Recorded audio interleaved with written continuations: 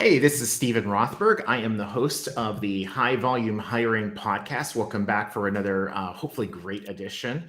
I'm also the founder and chief visionary officer of College Recruiter Job Sites, where we believe that every student and recent graduate deserves a great career and that it should be easy and inexpensive to hire them. We kind of sit at that intersection of early careers and high volume hiring, and that's why I'm doing the podcasts. My guest today is a talent acquisition leader. It's always great to hear from the people who are actually doing the work rather than people like on my side of the desk, on the vendor side. So Daniel Panizza from Phoenix Parts, welcome to the High Volume Hiring Podcast. Hey, nice to be here. So before we get into the meat of the conversation, maybe, take 30 seconds or a minute and kind of let the listeners know kind of like a little bit about your background, what you do in your role, what Phoenix Parts does. Okay. So I've been in recruitment for about 9 years. I'd say half and half corporate and agency side. Started off in trucking recruitment, did that for 5 years. Formed my own recruitment firm that we ran for about 5 years as well. I had 10 contract recruiters hiring semi-truck drivers. Very strong with high volume recruitment. That was actually my niche for the longest time. Always working with top performers and breaking past goals that people have hit in the past, and also what they thought was possible, exceeding that as well. And then on top of that, I've worked, more on the headhunting side as well, doing mid and upper level search, anything from sales to technology, finance, all the way from entry level up to SVP. And that's pretty different than high volume. A lot different. The calls get a little bit longer at that. Yeah. So Phoenix Parts has, if I remember correctly, it's like what, 26, 27 locations, automotive parts. Is that about the size? So Phoenix Parts, we have about 28 locations across the country. Okay. Everything except West Coast. We have Northeast, Southeast, Midwest, and South. And we have about 1,100 employees and currently hit about 450 in annual revenue. Okay, cool. And so I'm assuming it's probably, those employees are probably largely retail, warehouse, roles like that. So essentially, we're one of the larger resellers and recyclers of used OEM automotive parts in the nation. So essentially, most of our 28 locations are salvage yards. Okay. So we hire mainly people to work in the salvage yards, dismantlers to take out the engines and transmissions, parts pullers to pull individual parts as they're sold. We hire a lot of inventory specialists, loader operators, heavy equipment operators, and then we do corporate hiring on the side at our Texas home base, where we'll also build out purchasing teams, marketing teams, finance managers, accounting, and some upper level positions throughout as well. Okay. So yeah. And so again, that kind of hiring, it in some ways it's going to resemble, I would think, the trucking. A whole lot of people who are really good mechanically. You wouldn't want me in a salvage yard. Trust me. I don't care how much workers' comp coverage you've got. You don't have enough. It's tricky. So, one of the things that we were talking about before we jumped on was you're a big believer that speed matters, especially in high volume hiring. For the benefit of the viewers, talk a little bit about what you mean by speed, like when you think of speed. So in high volume recruitment, it's really just a numbers game. High volume recruitment, you typically are hiring, non-white collar positions, a lot higher of a dropout rate compared to higher paying positions, of course. And, the in the trenches jobs, just typically across the board, no matter what industry, have a higher turnover rate. So in my opinion, the best way to do it is to first start with beating the turnover rate. You have to hire more people than you're losing. That's the first step. And then after you get to where it's leveled out and the building's not on fire anymore, that's whenever you start to work on retention projects and figuring out how to keep your people there so that you drop the retention, and then your over hiring is going even further. So what I really like to do when it comes to speed, first, there's two types of recruiters. You have farmers and you have hunters. Yeah. Farmers post the jobs and wait for the leads to come in and call them back to back. Hunters go out and look for people that might not be looking for work. Sourcing. So yes, sourcing, headhunting. So what I like to do and what I like to try to get my team to do is to have an all-around focus, casting a wide net, being a farmer and a hunter at all times. So the way that we'll typically start is your standard process where you'll do your intake call, find out what the hiring manager is looking for. We'll post the jobs, get them all live across any source that we can find. Of course, Indeed's big for high volume. You could use ZipRecruiter, Monster, all of those cool things. Get your jobs posted, maybe get them out, get the word out on Facebook groups. And then if you're doing it right and you're spreading it out, depending on the city, if it's a high volume city, of course, it'll move a lot quicker.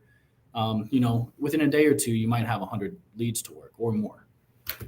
So the first way that I like to tackle them to speed it up is I'll take all of these leads at first, and this is just what I do, and it works very well. I'll take all of the leads, send a quick bulk email to every candidate that has applied, and I'll, say, hey, nice to meet you. We noticed that you've applied for our opening, XYZ. This is the basic stats of what the position is. If interested, shoot me a quick note back letting me know what time we can talk. So if you do that first, what happens is instead of sifting through these 100 leads one by one, making each phone call, making each text, making each email, you automatically have about 10 people calling you. So you can get your phone ringing first. And then once those calls start to slow down, then you start sifting through the ones that did not respond to your bulk email message. So that's kind of how I like to speed up the process. And we always also use this method where we call. If they don't answer, we email, and then we send a text. So it's a three-part method to make sure you got the message to them, they have it, and then that increases your chances of getting a call back. So to be clear, if you post the ad on, say, Monday, you've got 100 leads. Tuesday, Wednesday, you're emailing them, you're having phone calls, some email correspondence, whatever, kind of Thursday, Friday. But those 100 people that you're getting back to on, let's call it Wednesday, you haven't really looked through their applications, right? Like if somebody applies but really is not well qualified, you're still emailing them. And is that if we get the process? If we get the leads going that fast, then it's just quicker, because then when they reply, we can check out their resume. If it appears that they're not a fit before we make the phone call, we'll just let them know, hey, this is what we're looking for in this role. I'll check for you to see if we have anything else. So then you will end up weeding out candidates like you normally would, but it actually happens faster because now they're reaching out to you. Because what you're doing is you're triggering the engagement first. So the most engaged people that are keeping an eye on things, active job seekers, you're getting them to reach out to you first. So the hungriest person that wants that job is going to be the one that reaches out to you first. You get through those guys first. Yeah. No, I love it. As an owner of a job board, I can tell you that for these high volume kinds of roles, early career, entry level, call it what you may, the vast majority of candidates look at only three things when they're applying.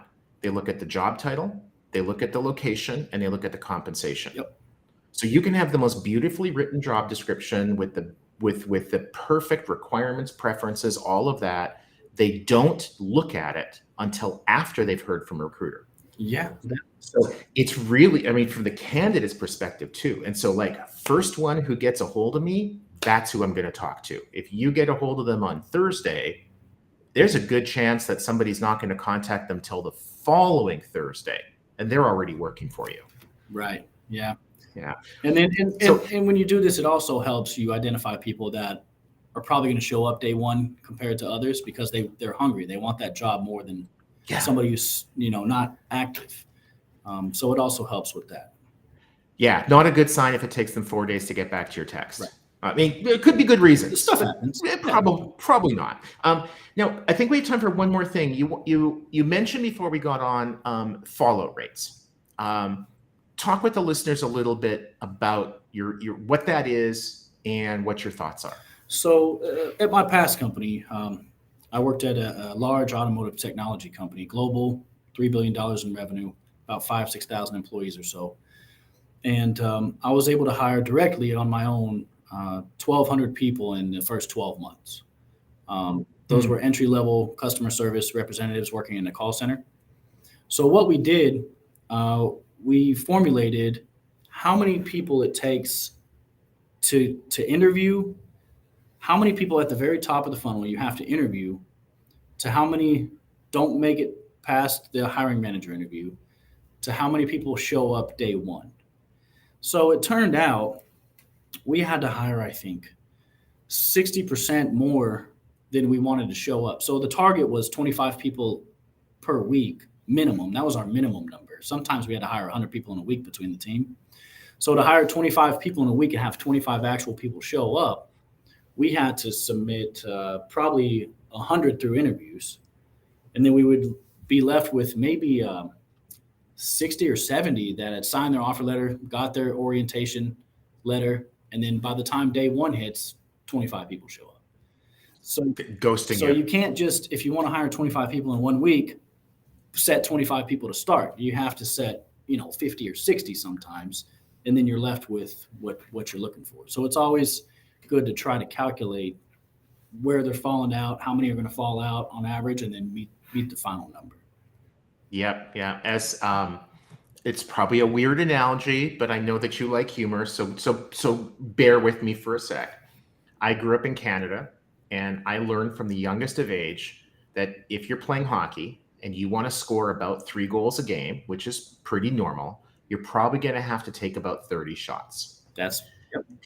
People can say, well, you shouldn't shoot unless you know you're going to score, right? You shouldn't extend an offer and onboard someone unless you know they're going to show up. And that's great in an ideal world, and we don't live in an ideal world.